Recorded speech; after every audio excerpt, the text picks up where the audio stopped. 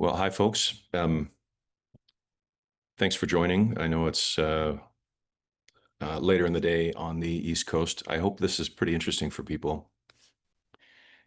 If you believe in the uranium thesis, then we have one of the compelling companies in the space. As in any sector, there's always, a fair number of sort of average companies or below average companies. We are one that a prominent analyst in the uranium space is called the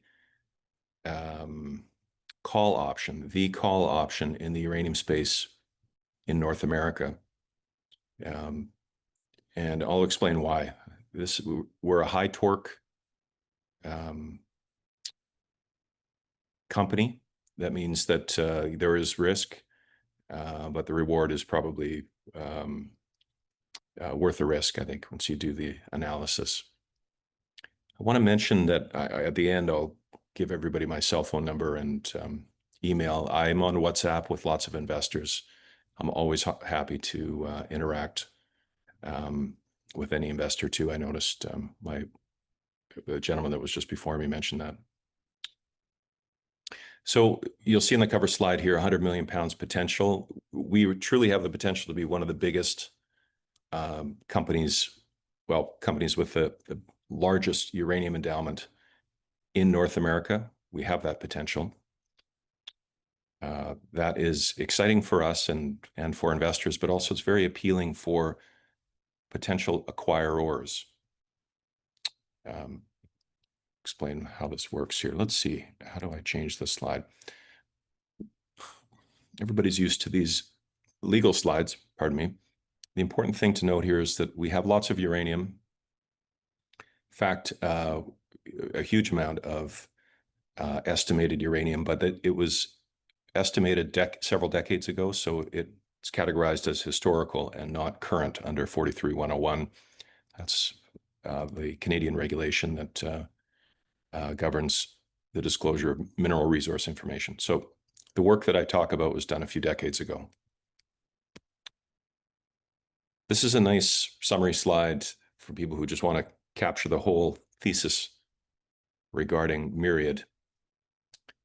For those of you who don't already understand uranium and why everybody's so excited about it, there are two things happening. First, there's a fundamental supply-demand issue. The world mines 160 million pounds a year, and the demand is 200 million pounds. That's been going on for a while. Civil stockpiles, nuclear weapons, some other sources have been tapped over the last 5-7 years. Those stockpiles are now depleted, and the spot price of uranium, that's if you want to buy uranium today, is forecast to rise quickly, briskly from here. There's a second thing that's happening, and of course it's been all over the news, and that is AI and data centers. A year ago, I would not have even put this as a bullet in the slide deck, but this is huge. AI and data centers are coming on. I'm getting phone calls from tech companies, venture capital funds. This is all money that's coming into the ecosystem and will be coming in a flood. They need uranium to power the nuclear power plants. These are large-scale plants and also small modular reactors, micro reactors. This is all happening much faster than I ever anticipated. It's exciting times from a supply-demand point of view. Another important point is that there is no near or medium-term solution to the supply issue. There's one mine in Niger in West Africa called Dasa that may or may not come online sometime in the next few years. But other than that, Kazakhstan, the big producer, cannot crank up its production. Maybe you can increase production in Saskatchewan to some extent, but on top of that, the US produces maybe 2 million pounds of uranium a year, and Trump, because of his philosophy that things should be done inside the US, wants to get US production up from the 2 million up to its what the US consumes, which is between 40 and 50 million pounds a year.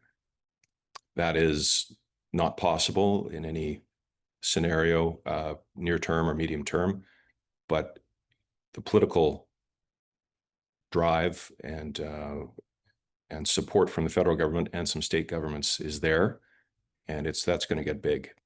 So it's an exciting time to be in uranium. I'll get to all the slides, but this is a nice way to introduce the company. So that's the AI and supply demand thesis. This is the be inside the US thesis that I've explained, because there's a big drive to produce the uranium inside the US. Whether it makes sense or not, separate question. It's happening. Our company and our projects, we're one of the very few, we're a bit of a unicorn. We're one of the very few companies in North America that has a large scale uranium resource that was almost a mine, but never quite happened. And the uranium is there.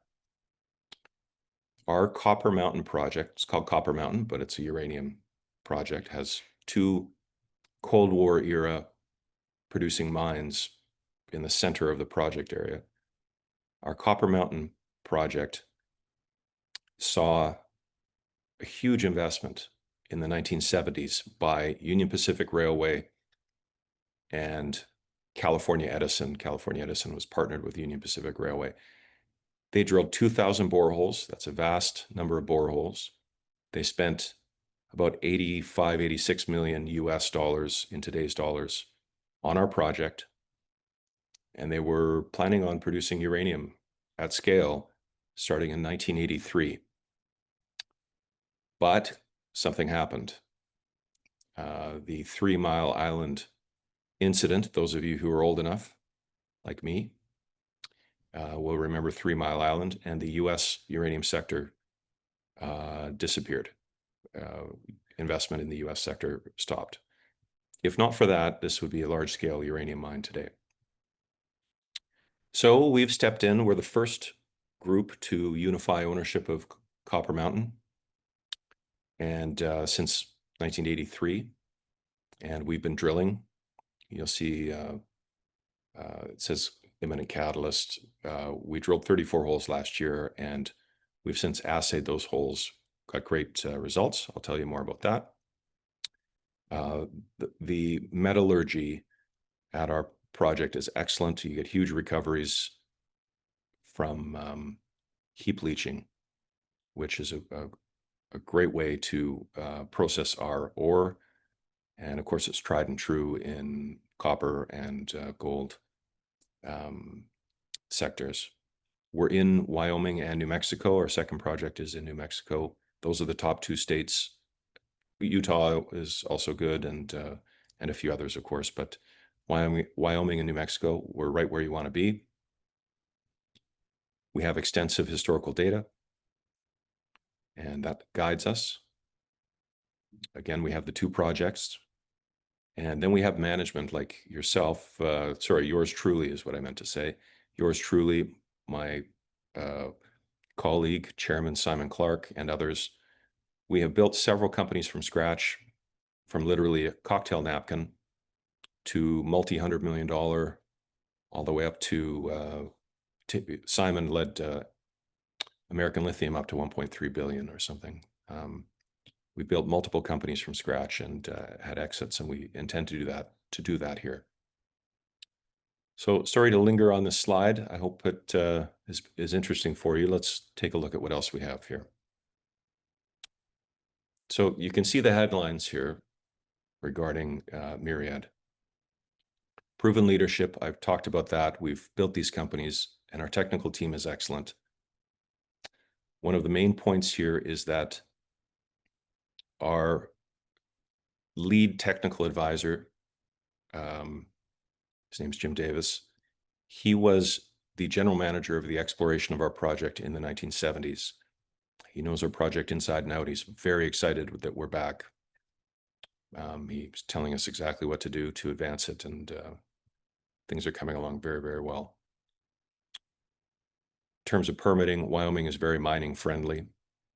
They just permitted an open pit gold mine, so people who are worried about that. I mentioned we have a lot of historic data. And then here is the key headline. I'm sorry it's taken this long to get to it, but our project, Copper Mountain, has 15 to 30 million pounds of uranium resource. That's historical. That was the starter resource for the large-scale uranium mine that Union Pacific had planned to fuel the California reactor fleet. Around the deposits that were going to be mined are 15 prospects that Union identified.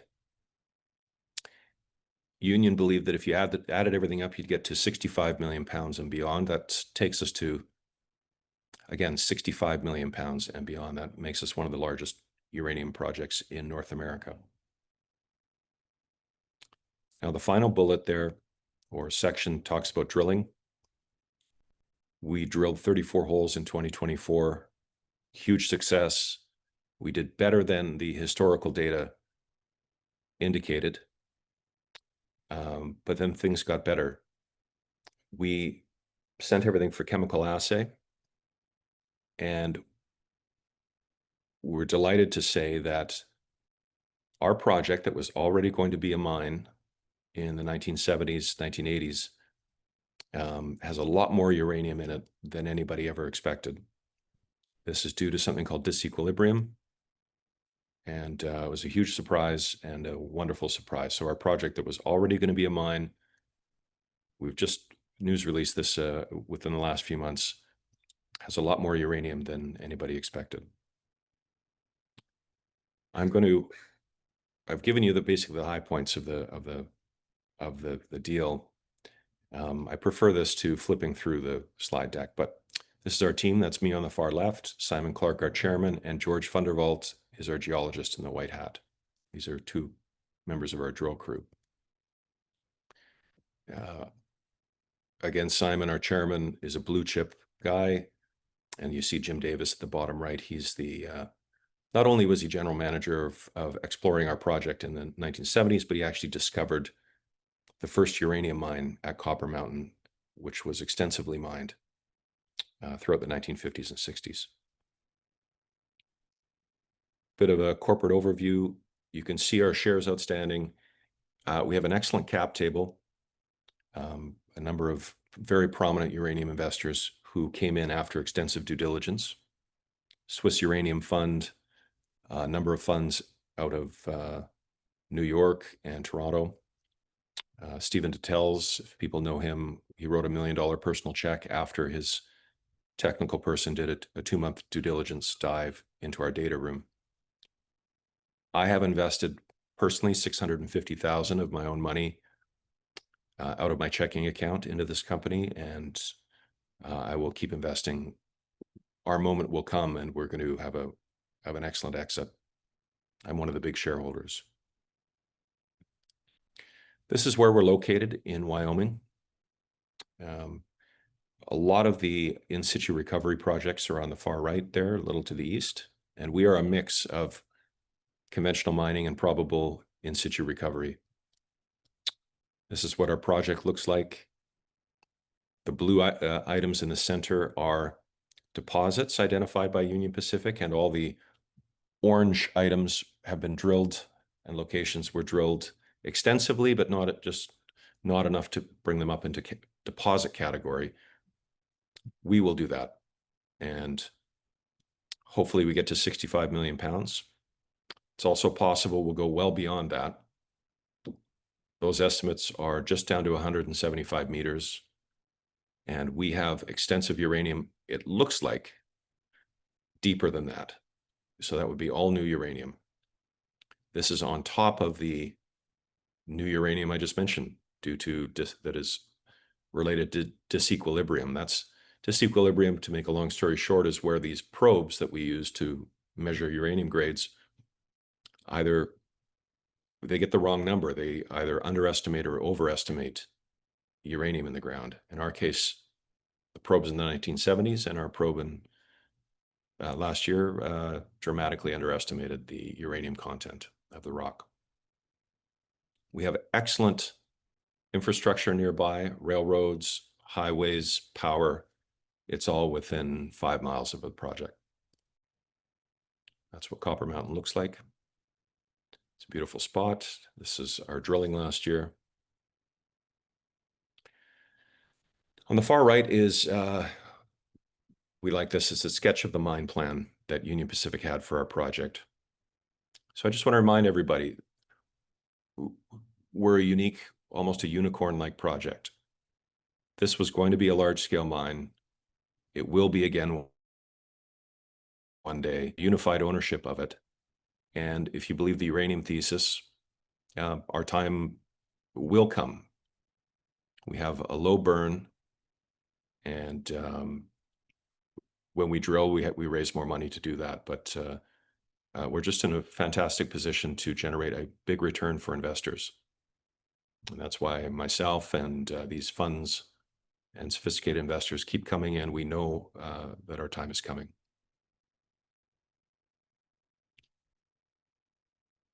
It's a little bit of the geology. I'm just going to speak for a few more minutes at Copper Mountain. The granite mountains on the far right, that's in the north, are uranium rich, and the water, meteoric waters, grab the uranium and transported it. Something else interesting happens at our project. There's a thrust fault at the bottom. See those arrows going in opposite directions. That hopefully has generated unconformity mineralization. That would be like Athabasca. Let's see, we've just drilled uranium down at 1,490 feet, much deeper than anybody's found uranium there before. It was a very nice intercept, and that's extremely exciting. If there's uranium under there across the project area, which there's a reasonable chance of that, then we have one of the hottest projects in North America. We already think we do. Just want to take you to the bottom here. We have a lot of additional assays coming. This is because of the disequilibrium. I invite you to message me, ask me about it. I can get into some more technical detail about it. We have more drilling coming. We know where to drill. We have the potential to drill some of the best intercepts in Wyoming. They were drilled historically at our project, and we think we can duplicate those. We have the coordinates that will give modern, current confirmation of that historic work, and also really get everybody excited by publishing current, I don't want to use the word, we have these words for these things that are a little bit crude, but very exciting drill intercepts. They're possible, and hopefully they're coming. So just a few photos. That's our core shed. This is what samples look like. This is the drilling we did last fall, 2024. And the historic drilling is on the left. You can see an oval here. That's at the deep oval. That's where we intercepted uranium that has never been encountered in the past. I immediately had the CEO of a major call me when we released this news and said, wow, we're blown away. We've tracked this project. If you truly have uranium at depth, which you may, then you've cracked this project wide open, and congratulations, everybody's going to be coming for you. So we'll see if that's true. We have that chance. The disequilibrium, by the way, boosts our grades significantly up to 60%. Anything over 1,000 ppm on average gets boosted 60%. And anything over 500 ppm using these probes, it turns out there's actually 50% more uranium. It's very exciting. As management, we're just blown away, and the future's bright. Take a look at our PowerPoint on our website if you like. There's a lot more detail. We have great prospects to drill. We have a project in New Mexico that has high-grade uranium at surface, near surface. the basin itself probably has up to 45 million pounds, and we have 800 out of the 1,050 of the boreholes that were historically drilled there. That we use that as a proxy for the percentage of uranium that we have in the basin, we think. Also an exciting project. This is what it looks like. This is the same investment thesis slide. Exciting times for us. Upcoming milestones, maybe we'll uplist soon. There's definitely going to be a lot of M&A. And yeah, the next 6 months for us going to be very active, lots of news, and uranium sector's probably going to get pretty hot here. That's what the analysts think. I'd be very happy to talk to any of you anytime. Thanks, Jimmy. Okay, Q&A, here we are. When do you anticipate M&A activity? So when do you anticipate M&A activity? It's coming. It's coming for everybody with the top quartile of projects in uranium in North America. It's coming. I've said this publicly. We're already talking to lots of people. It's the issue for us, along with a few other companies in North America, is going to be fending off acquisitions so that we can get our market caps up. We want big multiples of where we are right now before we have to put premium bids to investors. So I think it's an ongoing thing that a few of us companies are dealing with right now. Now, if I were going to talk about other companies, I think the fall is going to get very active. We go to the World Nuclear Association conference in London early September. That's there are buyers and sellers of uranium, producers, juniors like us, and everybody gets together and things get active right after that. So that ends September 5th. I think the 2nd and 3rd and 4th weeks of September, things will get exciting. Second question, what is the timeline to earn 100% interest in Copper Mountain? We currently are at 50% interest.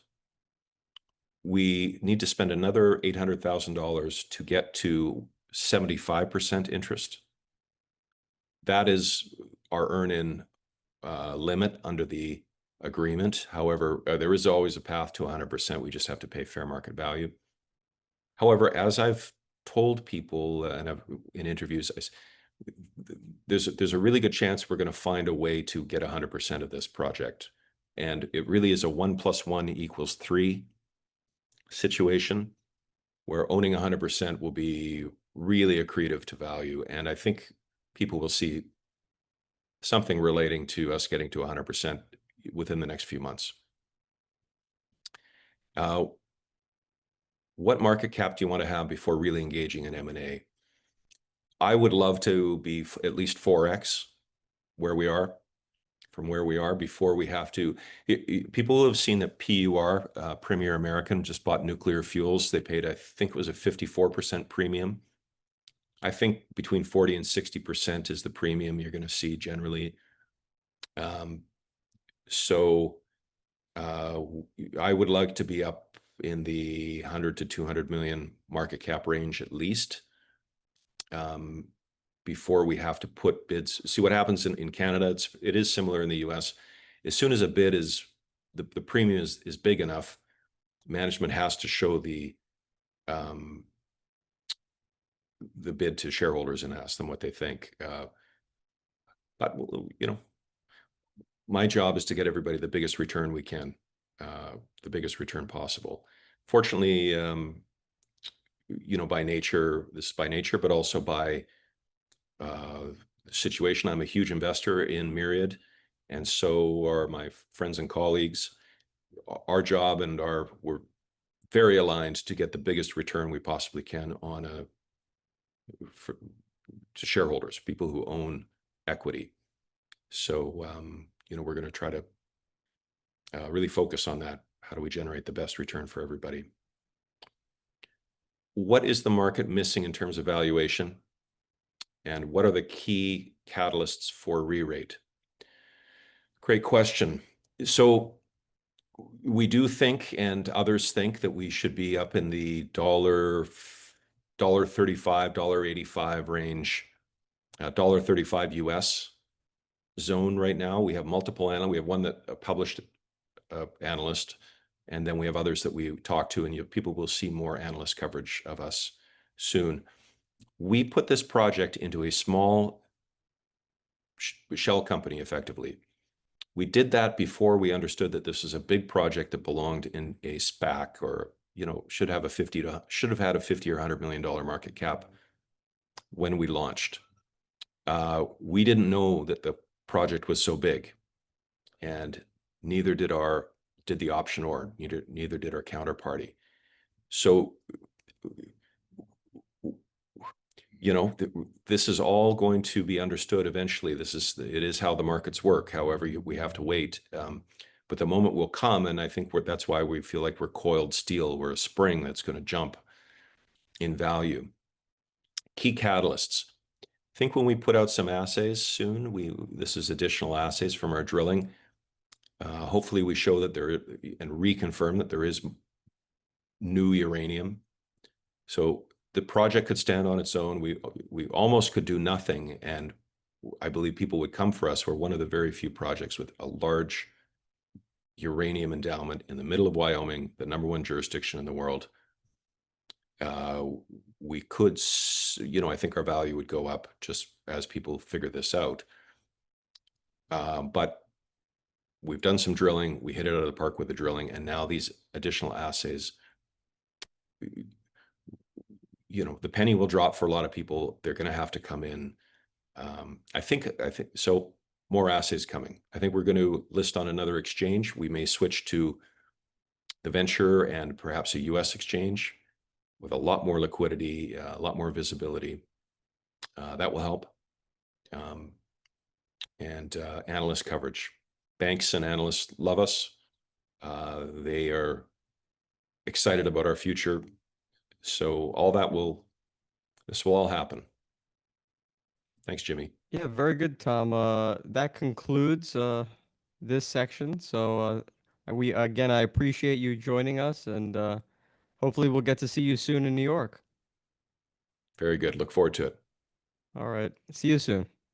All the best. Bye-bye.